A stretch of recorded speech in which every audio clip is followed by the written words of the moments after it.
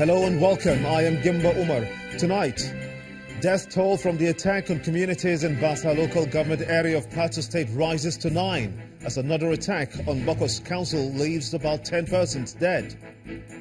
Former President Chief Olusegun Obasanjo seeks for a probe of the root cause of the herdsmen farmers crisis in the country as he visits Benue State. Parents of abducted Dapchi schoolgirls hopeful of their children's return as they are confident that government's approach will yield the desired results.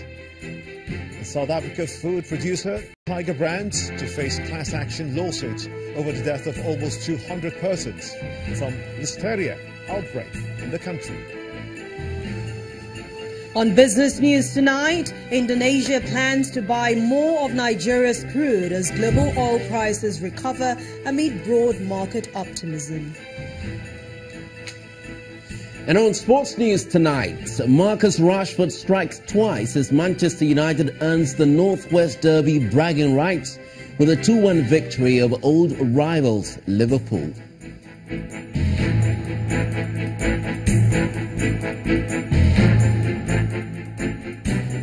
Tonight in Plateau State, north-central Nigeria, where attacks by gunmen seem to be getting worse by the day. The death toll stands at almost 20.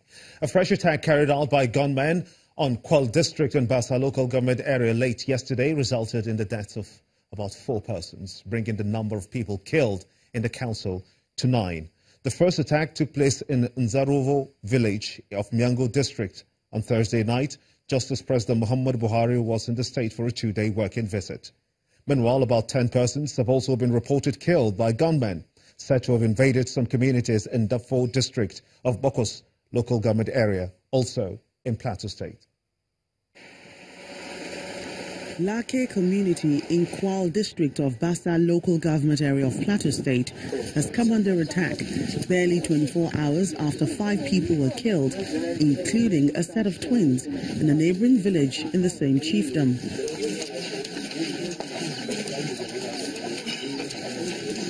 This time, 4 children were killed in this latest attack, and the villagers are suspecting that it may have been carried out by herdsmen.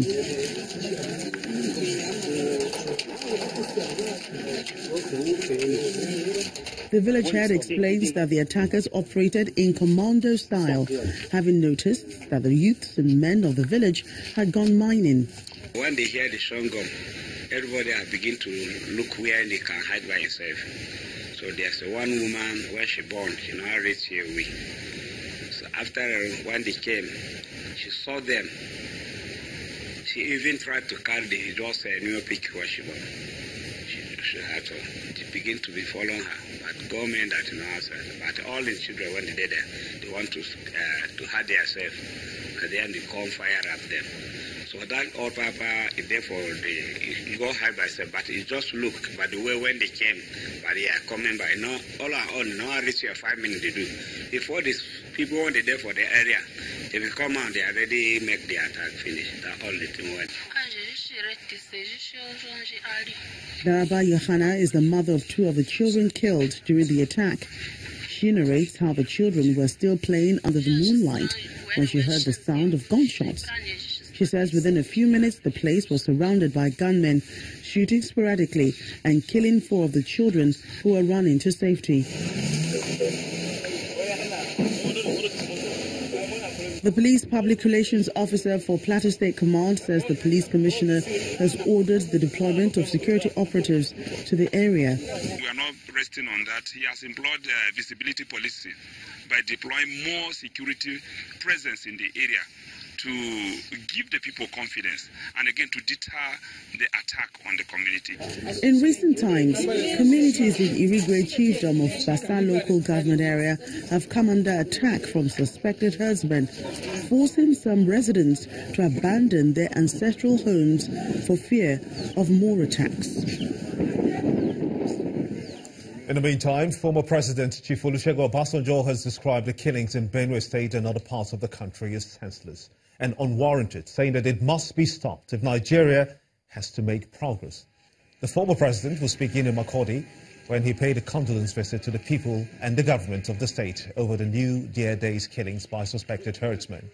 Chief Obasanjo, who also laid a wreath in honor of the victims of the herdsmen attacks, challenged the federal government to find a lasting solution to the persistent herdsmen attacks across the country, or risk the consequence of burying more innocent victims. Now, we cannot talk of a free country, a secure country, a country where we will want development to take place, where we will want to invite investors from outside and from inside, and we are suffering this type of senselessness. I do hope that there will be an end to this. Governor, please accept my condolence. This, to me, goes beyond what is on the surface. And we need to find out what is at the bottom of it. And that is the responsibility of leaders. And of course, if they must leave no stone unturned to find what is the root cause of this and put a stop to it. Nigeria's former President, Chief Olusegun Obasanjo. The Pentecostal Fellowship of Nigeria has been speaking as well. It has challenged the federal government to rise up to its responsibility of protecting lives and property as it presents a 5 million naira check to internally displaced persons in Benue State. PFN President Reverend Felix Omobude made the call in Makurdi, the Benue State capital, just before the official handing over ceremony of the IDP shelter to the Benue State government by the Presidential Committee on Disaster Management. Governor Samuel Ortom, while accepting the support for the IDPs, also commended President Muhammadu Buhari for his efforts so far, while expressing hope that his visit on Monday will put paid to the persistent herdsmen attacks. Governor Samuel Ortom exchanging pleasantries with the National Executive Committee of the Pentecostal Fellowship of Nigeria at the Government House, Makurdi, the state capital.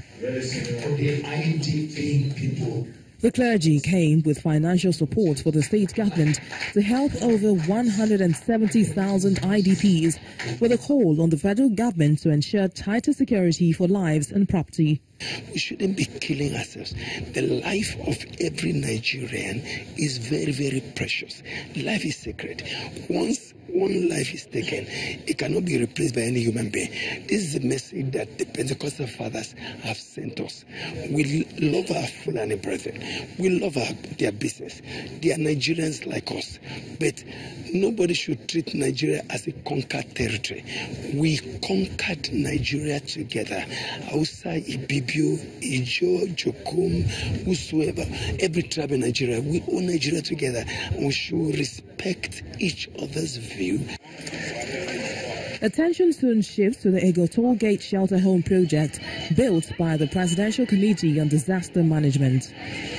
The total population of IDPs in this camp is 34,986.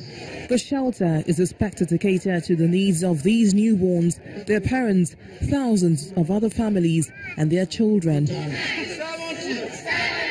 Older children at the camp are set to be over 18,000 out of the 34,000 IDPs at the home. They've not stopped school and are taking classes under makeshift arrangements. The federal government delegation speaks on the gains the center will deliver.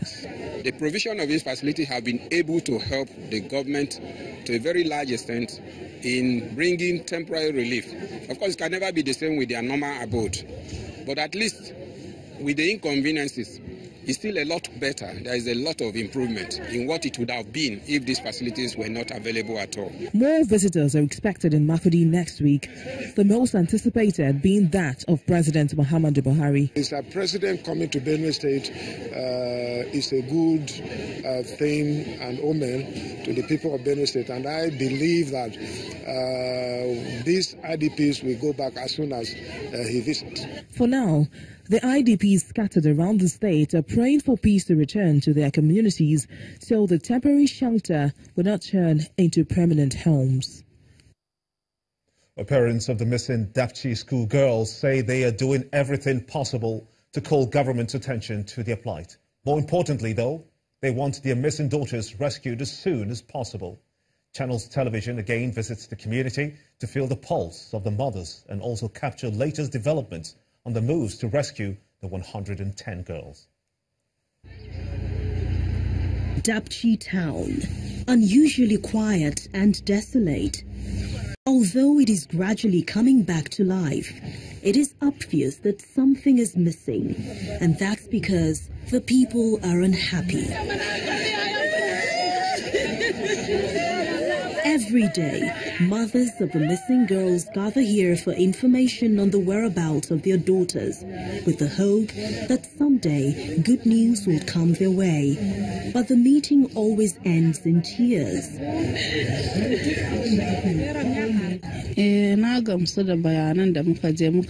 We're optimistic that there's light at the end of the tunnel.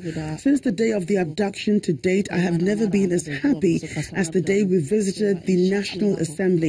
We are consistently being assured of their safe return, and we're satisfied that they will be rescued. I call on the President and all Nigerians to assist us towards the return of these innocent teenagers. Kachala Buka remembers how it all happened and blames the Nigerian army for withdrawing troops from the town 21 days before the attack. We asked them why. Find out the reason why those military army has been withdrawn from Dapchi 21 days before the attack.